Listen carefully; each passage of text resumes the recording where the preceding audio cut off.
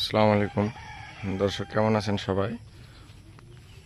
আজকে অনেকে জিজ্ঞেস করেন আসলে বাণিজ্যিকভাবে আনারের ফলন কেমন আসে, এই বিষয়গুলো নিয়ে। তো এর আগেও এই বিষয়গুলো এক্সপ্লেন করছি, তারপরেও আবার নতুনভাবে আপনাদেরকে বলি যে এক একটা গাছে যদি আমার একটা চালানে যদি দেখা যাচ্ছে 5 কেজি করে সর্বনিম্ন আসে, তাহলে কত টাকা আসে?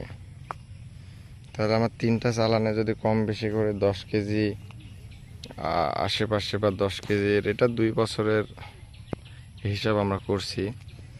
কারণ 2 বছরের পরে তো প্রোডাকশন আরও বাড়বে। কারণটা হলো যে গাছ অনেক বড় হবে, প্রোডাকশন অনেক বেশি দিবে।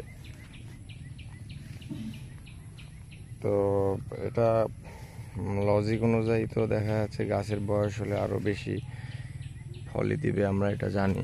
তো 2 বছরে দেখা যাচ্ছে 10 কেজি করে যদি দেয়, তাহলে মোটামুটি কিন্তু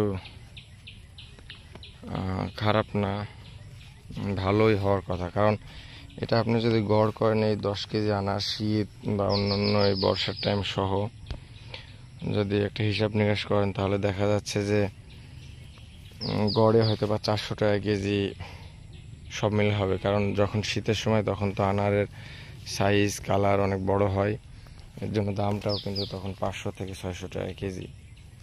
তো এখন যেমন আমরা 300 350 বিক্রি করছি, তো তখন যেহেতু কালার এবং এর জন্য বেশি, তো সেই হিসেবে দেখা যাচ্ছে 2টা গড় করলে ওরকম আসে আর কি। এখন আসলে সবচেয়ে বড় কথা, 10 কেজি আনার ধরাইতে তো আসলে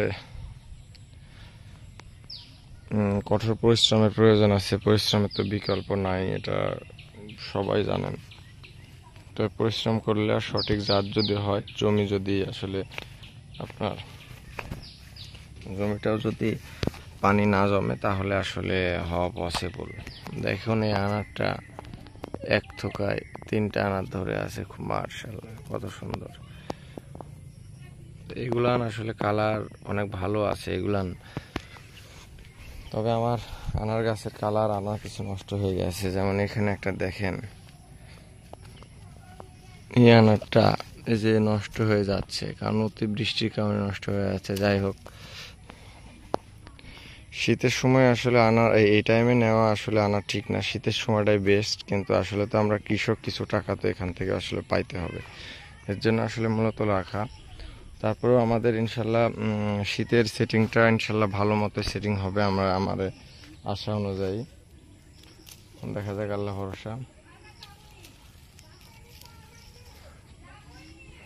তবে আসলে একটা উদ্যোক্তার যদি আসলে আনার গাছ থাকে বা আনার বাগান থাকে, সে যদি চায়, আসলে সে যদি সঠিক পরিশ্রম করতে পারে, তাহলে লাভ আমার মনে হয় হবে।